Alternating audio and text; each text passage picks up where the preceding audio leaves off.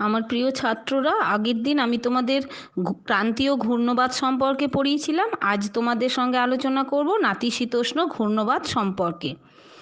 তাহলে তোমাদের জানতে হবে যে এই নাতিশীতোষ্ণ ঘূর্ণবাতের অক্ষাংশগত অবস্থান কোথায়। তোমরা জানো অক্ষাংশগত বিচারে পৃথিবীকে 3টে তাপমণ্ডলে ভাগ করা হয়। 30 ডিগ্রি, 0 ডিগ্রি থেকে 30 ডিগ্রি বা 30 ডিগ্রি উত্তর থেকে 30 ডিগ্রি দক্ষিণ অক্ষাংশ পর্যন্ত হচ্ছে উষ্ণমণ্ডল। 30 ডিগ্রি থেকে 60 ডিগ্রি পর্যন্ত হচ্ছে নাতিশীতোষ্ণ মণ্ডল। আর 60 থেকে 90 হচ্ছে হিমমণ্ডল। ঠিক আছে, তাহলে নাতিশীতোষ্ণ মণ্ডল হচ্ছে এই 30 ডিগ্রি থেকে 60 ডিগ্রির মধ্যবর্তী অক্ষরেখার মধ্যবর্তী অঞ্চলটুকু। আর এই নাতিশীতোষ্ণ অঞ্চলের ঘূর্ণবাত সাধারণত দেখা যায় 30 ডিগ্রি থেকে 65 ডিগ্রি অক্ষরেখার মধ্যবর্তী অঞ্চলে। এই ঘূর্ণবাতযুক্ত এই অক্ষাংশগত অবস্থানে সাধারণভাবে সারা বছর দুটি বিপরীতধর্মী বায়ুপুঞ্জের মিলন হয়। যেমন যদি শুধু উত্তর গোলার্ধের কথা ভাবি, তাহলে উত্তরে মেরুবিন্দু থেকে বা সুমেরু বিন্দু থেকে সুমেরু দেশীয় উচ্চচাপ বলয় রয়েছে যাকে ঘিরে, সেখান থেকে আসে উত্তর পূর্ব মেরুবায়ু। আর কর্কট ক্রান্তিকে ঘিরে রয়েছে কর্কটীয় উচ্চচাপ বলয়, সেখান থেকে আসে পশ্চিমা বায়ু। তাহলে মেরুবায়ু এবং পশ্চিমা বায়ু দুটি বিপরীতধর্মী বায়ু। পশ্চিমা বায়ু যেহেতু নিম্ন অক্ষাংশ থেকে আসছে, তাহলে সেটা হবে উষ্ণ প্রকৃতির বায়ু। আর মেরু বায়ু যেহেতু উচ্চ অক্ষাংশ থেকে আসছে, সেই জন্য সেই বায়ু হবে শীতল প্রকৃতির বায়ু। তাহলে দুটি বিপরীতধর্মী বায়ুপুঞ্জের এই অঞ্চলে এসে মিলন ঘটে। সারা বছর এই ঘটনা ঘটতেই থাকে। এই বিপরীতধর্মী বায়ুপুঞ্জের মিলনের ফলেই মূলত যত গোলযোগ সৃষ্টি হয় বা উভয়ের মধ্যে একটা ঝঞ্ঝাপূর্ণ আবহাওয়ার সৃষ্টি হয় এবং নাতিশীতোষ্ণ ঘূর্ণবাতগুলির জন্ম দেয়। এই নাতিশীতোষ্ণ ঘূর্ণবাত মূলত শীতকালে স্থলভাগে সৃষ্টি হয়। যদিও বছরে যে কোনো সময়ই সৃষ্টি হতে পারে, তাহলে তা সত্ত্বেও বেশিরভাগ ক্ষেত্রে কিন্তু শীতকালে স্থলভাগে নাতিশীতোষ্ণ অঞ্চলের এই ঘূর্ণবাতগুলির সৃষ্টি হয়।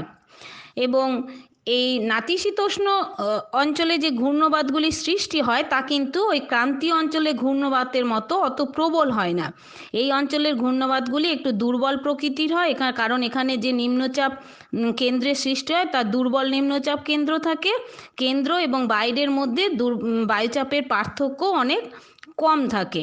আর এক্ষেত্রে নাতিশীতোষ্ণ ঘূর্ণবাতের ক্ষেত্রে কোনো ঘূর্ণবাতের চক্ষু বা গবাক্ষ এগুলো সৃষ্টি হয় না, বরং দুটি বিপরীতধর্মী বায়ুর মিলনের মধ্যস্থলে একটি সীমান্ত সৃষ্টি হয়, যা পরবর্তী ক্ষেত্রে ভেঙে যায় এবং ঘূর্ণবাতটিকে আরও ত্বরান্বিত করে। এবার তোমাদের জানতে হবে যে এই নাতিশীতোষ্ণ অঞ্চলের ঘূর্ণবাত কিভাবে সৃষ্টি হয়, বা নাতিশীতোষ্ণ অঞ্চলের ঘূর্ণবাতের পরীক্ষায় আসে এরকম প্রশ্ন, নাতিশীতোষ্ণ অঞ্চলের ঘূর্ণবাতের পর্যায়গুলি আলোচনা করো, বা জীবনচক্র আলোচনা করো, বা উৎপত্তি আলোচনা করো। ঠিক আছে,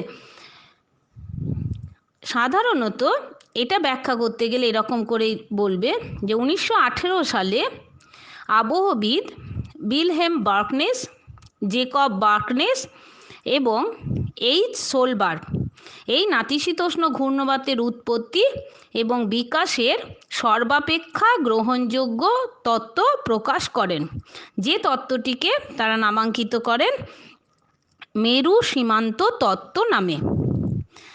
এই মেরু সীমান্ত তত্ত্ব আবার বায়ু প্রাচীর তত্ত্ব, তরঙ্গ তত্ত্ব, বার্জেন তত্ত্ব এসব নামেও পরিচিত।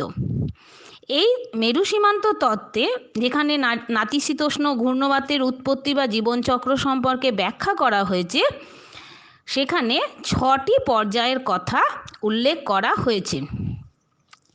এই 6টি পর্যায়গুলি হল প্রারম্ভিক পর্যায়, সদ্যজাত পর্যায়, প্রাথমিক পরিণত পর্যায়, সম্পূর্ণ পরিণত পর্যায়, অন্তর্লীন পর্যায়, সমাপ্তি পর্যায়।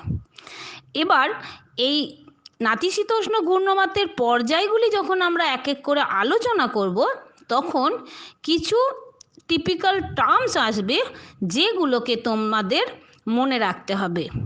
শর্ট কোয়েশ্চেনের জন্য এই টিপিক্যাল টার্মসগুলো আলাদা করে প্রশ্ন আসে। বা যদি তোমাদের এরকম প্রশ্ন দেয় যে নাতিশীতোষ্ণ ঘূর্ণবাতের গঠন আলোচনা করো, তাহলে যদি নাতিশীতোষ্ণ ঘূর্ণবাতের জন্ম পর্যায়ক্রমে পরপর তোমরা আলোচনাটা শুনে নাও, তাহলেও কিন্তু ওই গঠনটা বলার সময় এই পর্যায়গুলি থেকেই পয়েন্টসগুলো চলে আসবে। তাহলে এবার শুরু করি যে এক এক করে পর্যায়গুলো আলোচনা করতে। প্রথমে যে পর্যায়টি আছে প্রারম্ভিক পর্যায়।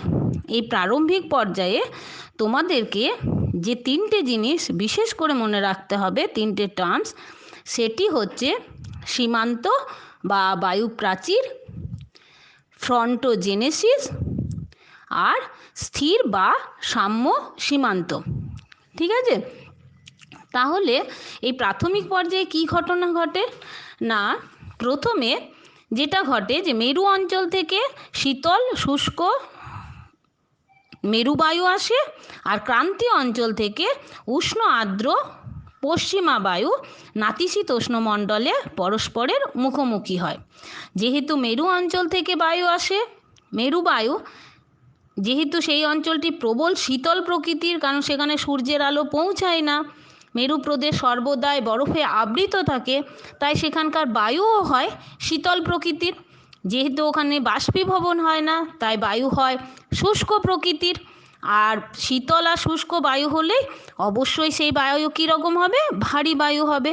তাহলে সেই ভারী শীতল শুষ্ক মেরুবায়ু আসছে, আর ক্রান্তীয় অঞ্চল থেকে আসছে, যেহেতু গরম অঞ্চল থেকে আসছে, নিম্ন অক্ষাংশ থেকে আসছে, সেখানকার বায়ু হবে উষ্ণ আর্দ্র এবং সেই কারণে হালকা পশ্চিমা বায়ু পরস্পরের মুখোমুখি হচ্ছে।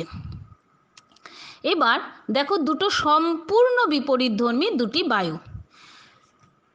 যেটা মেরু বায়ু আসছে সেটা উত্তর পূর্ব, যদি উত্তর গোলার্ধের কথাই ভাবি, ধরো উত্তর পূর্ব মেরুবায়ু যাচ্ছে কোন দিকে না, দক্ষিণ পশ্চিম দিকে যাচ্ছে, অর্থাৎ গড়ে দেখতে গেলে পূর্ব থেকে পশ্চিম দিকে প্রবাহিত হচ্ছে মেরুবায়ু।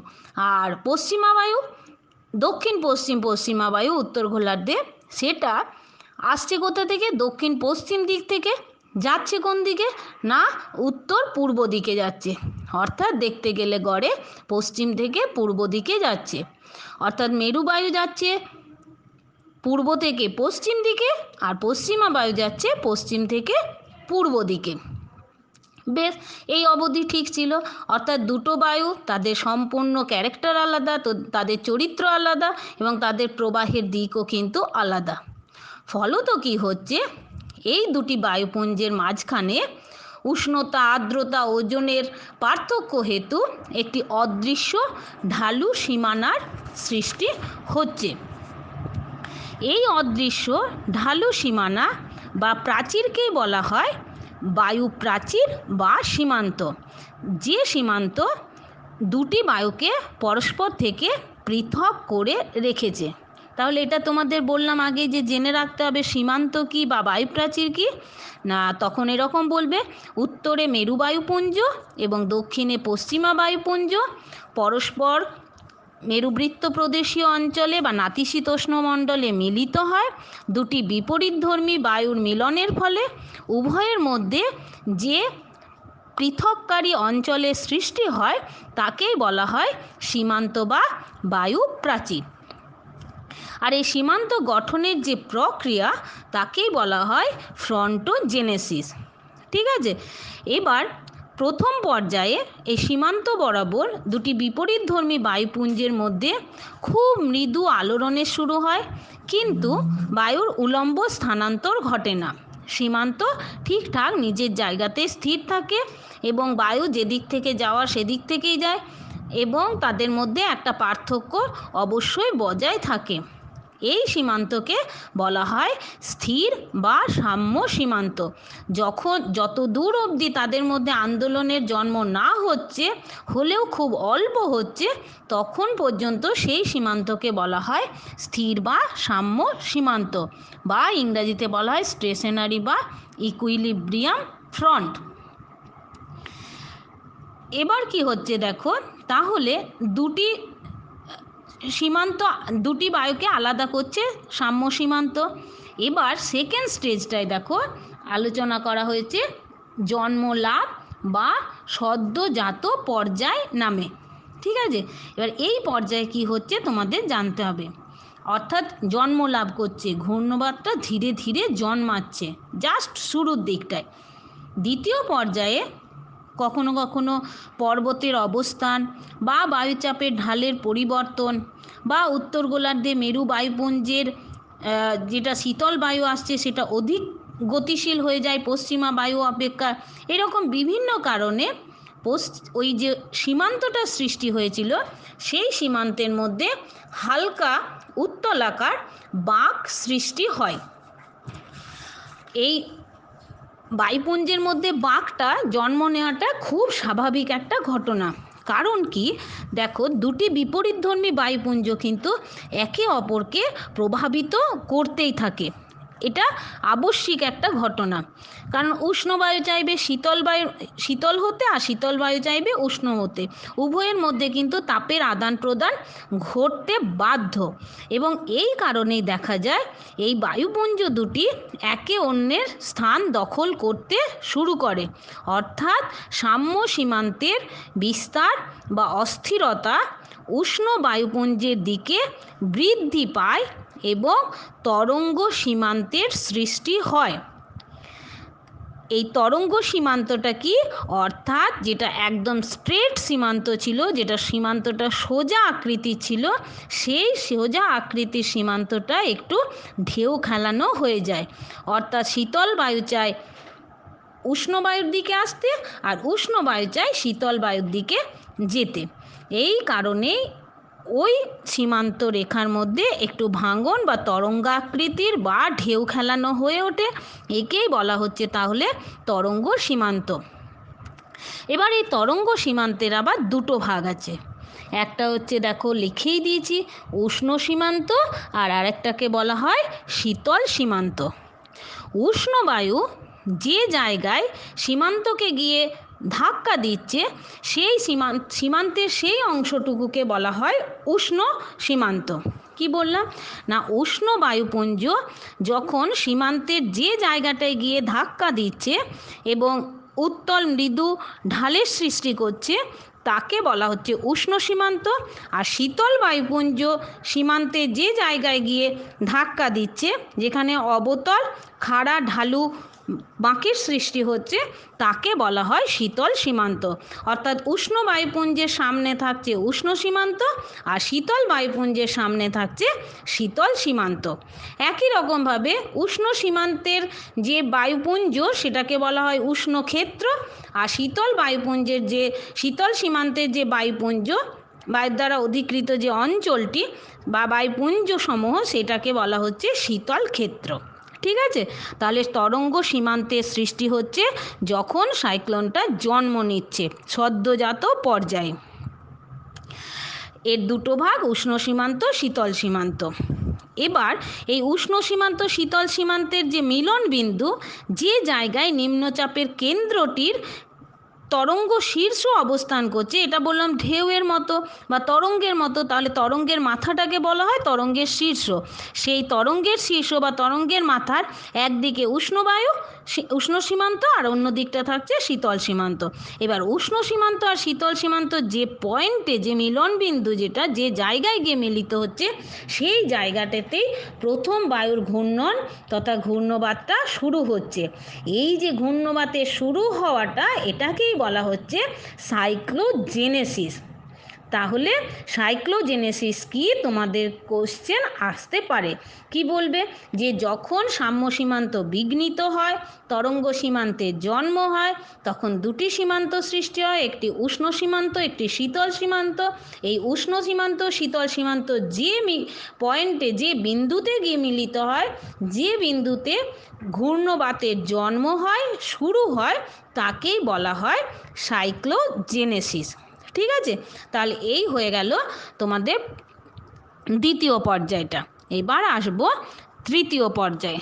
তৃতীয় পর্যায়টার নামকরণ করা হয়েছে প্রাথমিক পরিণত পর্যায়। অর্থাৎ সাইক্লোনটা এবার শুরু হয়েছে। এই সময়ে তরঙ্গ সীমান্তের বক্রতা আর বিস্তার একেবারে লক্ষণীয়ভাবে বৃদ্ধি পেয়ে যায়। সীমান্ত বরাবর প্রবল আলোড়নের সৃষ্টি হয়। উষ্ণ ক্ষেত্র থেকে শীতল ক্ষেত্রের দিকে বায়ুপ্রবাহ শুরু হয়ে ঘূর্ণবাতের প্রাবল্য বৃদ্ধি পায়। অর্থাৎ উষ্ণ ক্ষেত্র থেকে বায়ু শীতল ক্ষেত্রের দিকে প্রবেশ করতে শুরু করে। অন্যদিকে শীতল বায়ু কি চুপ করে বসে থাকবে? তখন শীতল ভারী মেরু বায়ুপুঞ্জ মাটি ঘেঁষে, কারণ শীতল তো ভারী বায়ু, শীতল বায়ু মেরু বায়ুটা ভারী বায়ু, সেটা তখন মাটির নিচে নিচে থাকবে আর উষ্ণ বায়ুকে ওপরে থাকবে। ও তখন কি করে, মাটি ঘেঁষে উষ্ণ হালকা পশ্চিমা বায়ুপুঞ্জকে দ্রুত সরাতে থাকে। ও চাই আমি জায়গাটা দখল করব, পশ্চিমা বায়ুপুঞ্জ, আর উষ্ণ বায়ুপুঞ্জ শীতল বায়ু মেরু বায়ুপুঞ্জ চায় আমি জায়গাটা দখল করব, আর পশ্চিমা বায়ুপুঞ্জ চায় আমি জায়গাটা দখল করব। এইভাবে তাদের মধ্যে আন্দোলন শুরু হয়। অর্থাৎ উষ্ণ ক্ষেত্র থেকে উষ্ণ বায়ু চায় শীতল ক্ষেত্রটিকে দখল করতে, আর শীতল ক্ষেত্র থেকে মেরু বায়ু চায় উষ্ণ বায়ুটিকে বা উষ্ণ ক্ষেত্রটিকে দখল করতে। এর ফলে কি হয়? ফলে উষ্ণ সীমান্ত অতি ধীর গতিতে এবং শীতল সীমান্ত অতি দ্রুত গতিতে অগ্রসর হয়। উষ্ণ ক্ষেত্রটি সংকীর্ণ হয় আর শীতল ক্ষেত্রটি ক্রমশ প্রশস্ততর হতে থাকে। অর্থাৎ এক্ষেত্রে উষ্ণ বায়ু একটু দুর্বল হতে শুরু করে, শীতল বায়ু দ্রুত উষ্ণ সীমান্তকে দখল করার দিকে এগিয়ে যায়। শীতল সীমান্ত উষ্ণ সীমান্তের নিকটবর্তী হয়। তরঙ্গ সীমান্তের বাঁক বৃদ্ধি পেয়ে তরঙ্গ শীর্ষ ওপরে তীক্ষ্ণ আকারে উঠে যায়। অর্থাৎ তাদের মধ্যে দূরত্বটা ক্রমশ কমে আসতে থাকে এবং বাঁকটা তীব্র হতে শুরু করে, এবং তাদের যে পয়েন্টটা, যে মিলনবিন্দুটা, সেই মিলনবিন্দুর উচ্চতাও ক্রমশ বৃদ্ধি পেতে শুরু হয়। অর্থাৎ সেই জায়গায় যে সমপ্রেশ রেখাগুলি থাকে, উষ্ণ সীমান্তকে কেন্দ্র করে যে সমপ্রেশ রেখা তাও বৃত্তাকার আকার ধারণ করে, আর শীতল সীমান্তকে ধরে যে সমপ্রেশ রেখা তাও বৃত্তাকার রূপ নিতে শুরু করে। অর্থাৎ ঘূর্ণবাতটি পূর্ণতা প্রাপ্তির দিকে অগ্রসর হয়। এবার আসব চতুর্থ পর্যায়ে। চতুর্থ পর্যায়টি হচ্ছে সম্পূর্ণ পরিণত পর্যায়। অর্থাৎ তাদের মধ্যে এবার ঘূর্ণবাতটা শুরু হয়ে গেছে, বায়ুর মধ্যে একটা চক্রাকার আবর্তনের অলরেডি সৃষ্টি হয়ে গেছে। আর চতুর্থ পর্যায়ে এসে কি হচ্ছে দেখো। চতুর্থ পর্যায়ে অতি দ্রুত অগ্রসর হয় শীতল সীমান্ত এবং উষ্ণ ক্ষেত্রকে দ্রুত সংকীর্ণতম করতে শুরু করে। ঘূর্ণবাত উষ্ণ ও শীতল এই দুই ক্ষেত্রে স্পষ্ট রূপে বিভক্ত থাকে। দুজনে আলাদা বিভক্ত থাকলেও উষ্ণ ক্ষেত্রটা ক্রমশ সংকীর্ণ হয় আর শীতল ক্ষেত্র ক্রমশ নিজের জায়গা দখল করতে শুরু করে। উষ্ণ বায়ুর মধ্যে যেহেতু জলীয় বাষ্প থাকে, আর শীতল বায়ু কীরকম হয়? শুষ্ক প্রকৃতির হয়। শীতল বায়ু তখন উষ্ণ আর্দ্র বায়ু শীতল বায়ুর উপরে উঠে আসে, শীতল বায়ু নিচে থাকে আর উষ্ণ বায়ু থাকে ওপরে। ফলে চারপাশ ঠান্ডা বায়ু দ্বারা ওই উষ্ণ বায়ুটা অবরুদ্ধ হয়ে যায়। এবার অবরুদ্ধ হলে কি হবে? উষ্ণ বায়ুর মধ্যে জলীয় বাষ্প থাকে, শীতল বায়ু বেশিরভাগ জায়গাটা দখল করে নিচ্ছে, আর উষ্ণ বায়ুর জায়গা কম পেয়ে যাচ্ছে। আর উষ্ণ বায়ুর মধ্যে অলরেডি জলীয় বাষ্প রয়েছে, তাহলে সেই জলীয় বাষ্পটা কি হবে? বাধ্য হবে ঘনীভূত হতে। অর্থাৎ সেখানে মেঘাচ্ছন্নতার সৃষ্টি হবে। অর্থাৎ জলীয় বাষ্প ঘনীভূত হয়ে জলকণায় পরিণত হবে, দ্রুত মেঘের সৃষ্টি করবে এবং বৃষ্টিপাত শুরু হবে। তবে শীতল সীমান্তের তুলনায় উষ্ণ সীমান্তের বিস্তীর্ণ অঞ্চলে দীর্ঘস্থায়ী বজ্রবিদ্যুৎ সহ মুষলধারায় বর্ষণ ঘটবে। শীতল সীমান্তে বৃষ্টিপাতের পরিমাণটা যত না হবে, উষ্ণ সীমান্তে বৃষ্টিপাতের পরিমাণটা হবে তার থেকে বেশি। অর্থাৎ বৃষ্টিপাতের সূচনা হয়ে গেল। ঠিক আছে? অর্থাৎ উষ্ণ সীমান্ত শীতল সীমান্ত পরস্পর প্রায় একে অপরের অতিরিক্ত কাছাকাছি চলে এলো। উষ্ণ সীমান্ত সংকুচিত হয়ে গেল, শীতল সীমান্ত চারপাশ থেকে তাকে ঘিরে নিয়েছে এবং উষ্ণ বায়ুর মধ্যস্থিত জলীয় বাষ্প ঘনীভূত হয়ে বৃষ্টিপাতের সৃষ্টি করলো। ঠিক আছে? এবার যেটা হচ্ছে পঞ্চম পর্যায়টাকে বলা হয় পরিণত পর্যায়, বা বলা হচ্ছে অন্তর্লীন পর্যায় বা অক্লুডেড স্টেজ। ঠিক আছে, এই অন্তর্লীন পর্যায়ে কি হচ্ছে, পঞ্চম স্টেজটাতে তখন আর উষ্ণ সীমান্ত বা শীতল সীমান্ত আলাদা করে কিছু থাকছে না। কারণ বললাম যে বৃষ্টিপাত অলরেডি শুরু হয়ে গেছে, তাহলে উষ্ণ বায়ুতে যদি বৃষ্টিপাত শুরু হয়ে যায় তাহলে উষ্ণ সীমান্ত ধীরে ধীরে এবার কিন্তু শীতল হতে শুরু করে দিয়েছে। অর্থাৎ উষ্ণ সীমান্তের এবার আস্তে আস্তে বিলীন হওয়ার সময় শুরু হয়ে গেছে। বৃষ্টিপাত শুরু হয়ে গেছে মানে জায়গাটা, বায়ুমণ্ডলটা আস্তে আস্তে ঠান্ডা হওয়ার দিকে অগ্রসর হচ্ছে। ঘটনা কি হচ্ছে দেখো, এই সময় দ্রুতগামী সমগ্র শীতল সীমান্ত ধীর গতিসম্পন্ন উষ্ণ সীমান্তকে স্পর্শ করে নেবে, উভয়ে মিলিত হয়ে যাবে এবং একটি অভিন্ন সীমান্তে পরিণত হবে। অর্থাৎ সম্পূর্ণ পরিণত পর্যায় পর্যন্ত দুটি আলাদা সীমান্ত দুটি আলাদা ছিল, যদিও তারা কাছাকাছি ছিল, অতিরিক্ত কাছাকাছি ছিল, কিন্তু এক হয়নি। কিন্তু অন্তর্লীন পর্যায়ে এসে এই দুটি সীমান্ত একেবারেই মিলে যাবে, কারণ বৃষ্টিপাত শুরু হয়ে গেছে, উষ্ণ সীমান্ত আর উষ্ণ থাকতে পারছে না, ধীরে ধীরে শীতল হচ্ছে এবং উষ্ণ সীমান্ত শীতল সীমান্ত মিলে গিয়ে যখন একটি অভিন্ন সীমান্ত তৈরি করছে তাকে বলা হয় অক্লুডেড ফ্রন্ট বা বলা হয় অন্তর্লীন সীমান্ত। তাহলে তোমাদেরকে কিন্তু এইটাও আলাদা করে জেনে রাখতে হবে যে অন্তর্লীন সীমান্ত কাকে বলে। যখন উষ্ণ সীমান্ত এবং শীতল সীমান্ত ঘূর্ণবাতের প্রায় শেষ পর্যায়ে এসে পরস্পর মিলিত হয়ে একটি অভিন্ন সীমান্তের জন্ম দেয় তখন তাকে বলা হয় অন্তর্লীন সীমান্ত বা অক্লুডেড ফ্রন্ট। আর এই প্রক্রিয়াটাকে বলা হয় অন্তর্লীন। এই অন্তর্লীন অবস্থায় তরঙ্গ সীমান্তের শীর্ষ থেকে শুরু হয়ে ক্রমান্বয়ে নিচের দিকে অগ্রসর হয় এবং উষ্ণ ও শীতল সীমান্তের মধ্যে কোনো আর ফাঁক থাকে না। উষ্ণ বায়ু একেবারেই সংকুচিত হয়ে ওপরে উঠে যায়, শীতল বায়ু বাধ্য করে উষ্ণ বায়ুকে ওপরে তুলে দিতে এবং উষ্ণ বায়ু ক্রমাগত বৃষ্টিপাত ঘটিয়ে নিজে পরে শীতল হয়ে যেতে বাধ্য হয়।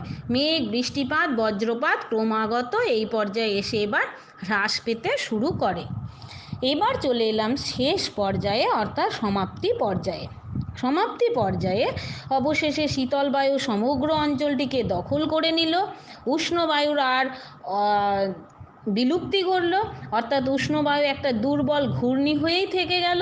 ভূপৃষ্ঠ থেকে তাপ শক্তির যোগানও বন্ধ হয়ে গেল, কারণ অলরেডি বৃষ্টিপাত শুরু হয়ে গেছে, বৃষ্টিপাত বজ্রপাতের দরুন ভূপৃষ্ঠও ঠান্ডা হয়ে গেছে, তাই ভূপৃষ্ঠ থেকে বায়ু উষ্ণতা গ্রহণ করে গরম হওয়ার মতো সেরকম উষ্ণতাও পেল না, তাই উষ্ণ বায়ু বিলীন হয়ে গিয়ে শীতল বায়ুর মধ্যে অন্তর্হিত হয়ে গেল এবং অন্তর্লীন সীমান্ত একেবারে নিশ্চিহ্ন হয়ে গেল, পুরো জায়গাটায় ঠান্ডা হয়ে গেল। একে বলা হচ্ছে ফ্রন্টোলিসিস। অর্থাৎ সীমান্তের অবলুপ্তি ঘটছে, যখন অন্তর্লীন সীমান্তও অবলুপ্ত হয়ে যাচ্ছে তখন সেই ঘটনাটাকে বলা হচ্ছে ফ্রন্টোলিসিস। এরপরে বৃষ্টি, ঝড়, বজ্রপাত একেবারে বন্ধ হয়ে যাচ্ছে, উষ্ণ বায়ুপুঞ্জ, শীতল বায়ুপুঞ্জ প্রথম পর্যায়ের মতো যে যার নিজের মতো করে প্রবাহিত হতে শুরু করছে। এই হচ্ছে তাদের জন্ম পর্যায় এবং শেষ অবধি ঘটনাগুলো। 6টি পর্যায়ের কথা তোমাদেরকে একদম চিত্র সহযোগে আলোচনা করতে হবে। এবার যখন ঘূর্ণবাত পরিণত পর্যায়ে থাকছে তখন তার গঠনটা কীরকম হয়, স্ট্রাকচারাল ইউনিটগুলো কী কী থাকে, ওই যে বললো আগের আলোচনা থেকেই চলে আসবে ঘটনাগুলো। অর্থাৎ গঠন যখন পড়বে, পরিণত পর্যায়ে ঘূর্ণবাতটি যখন থাকে তখন তার সীমান্ত থাকে, অর্থাৎ উষ্ণবায়ু আর শীতল বায়ুর মাঝখানের পৃথককারী অঞ্চলটিকে সীমান্ত বলা হয়। আর সীমান্ত যখন স্থির অবস্থায় থাকে, যখন সীমান্তের দুই পাশে দুটি ভিন্নধর্মী বায়ু প্রবাহিত হয় তখন সেই সীমান্তকে সাম্য সীমান্ত বলে। সাম্য সীমান্তের মধ্যে যখন বিঘ্ন ঘটে, অর্থাৎ সাম্য সীমান্ত যখন তরঙ্গের রূপ নেয় বা বাঁক সৃষ্টি করে, অর্থাৎ উষ্ণবায়ু শীতল বায়ুকে আর শীতল বায়ু উষ্ণবায়ুকে আঘাত করতে শুরু করে, তখন হয় তরঙ্গ সীমান্ত। এর 3টে স্ট্রাকচারাল ইউনিট: উষ্ণ সীমান্ত, শীতল সীমান্ত, অন্তর্লীন সীমান্ত। উষ্ণ সীমান্ত উষ্ণবায়ু সীমান্তের যে জায়গায় আঘাত করে তাকে উষ্ণ সীমান্ত, শীতল বায়ুপুঞ্জ সীমান্তে যে জায়গায় আঘাত করে তাকে শীতল সীমান্ত, আর উষ্ণ সীমান্ত শীতল সীমান্ত শেষ পর্যায়ে এসে যখন প্রায় শেষের পর্যায়ে এসে যখন মিলিত হয়ে যায় পরস্পর, তখন হয়ে যায় অন্তর্লীন সীমান্ত।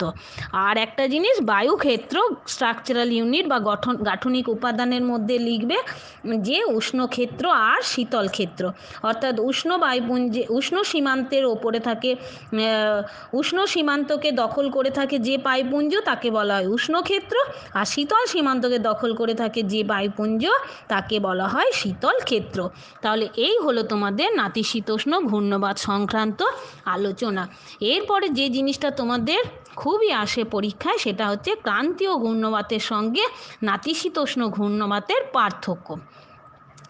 ক্রান্তীয় ঘূর্ণবাতের সঙ্গে নাতিশীতোষ্ণ ঘূর্ণবাতের একটা মানে বিস্তর পার্থক্য দেখা যায়। কারণ ক্রান্তীয় ঘূর্ণবাত অনেক বেশি মারাত্মক প্রকৃতির হয়, ঝড়ঝঞ্ঝাপূর্ণ হয়, ক্ষয়ক্ষতির পরিমাণ অনেক বেশি থাকে, কিন্তু নাতিশীতোষ্ণ ঘূর্ণবাত অতটা ঝড়ঝঞ্ঝাপূর্ণ, অতটা ক্ষয়ক্ষতি করে না। আর নাতিশীতোষ্ণ ঘূর্ণবাতের স্থায়িত্বটাও বেশিক্ষণ থাকে ক্রান্তীয় ঘূর্ণবাতের তুলনায়। অক্ষাংশগত অবস্থান উভয়ের আলাদা। পৃথিবীতে উল্লেখযোগ্য কিছু ক্রান্তীয় ঘূর্ণবাত রয়েছে যা ক্ষয়ক্ষতির পরিমাণ ব্যাপক হারে বাড়ায়, কিন্তু নাতিশীতোষ্ণ ঘূর্ণবাতের ক্ষেত্রে এই ক্ষয়ক্ষতির পরিমাণটা অনেকটাই কম। এটা তোমরা নিজেরা বাড়িতে সুন্দর করে পয়েন্ট ওয়াইজ খাতায় তৈরি করে রাখবে, ঠিক আছে? আর যদি এই সংক্রান্ত আলোচনায় কিছু তোমাদের প্রশ্ন থাকে, কোয়ারিজ থাকে, তাহলে হোয়াটসঅ্যাপে জানিও। ধন্যবাদ।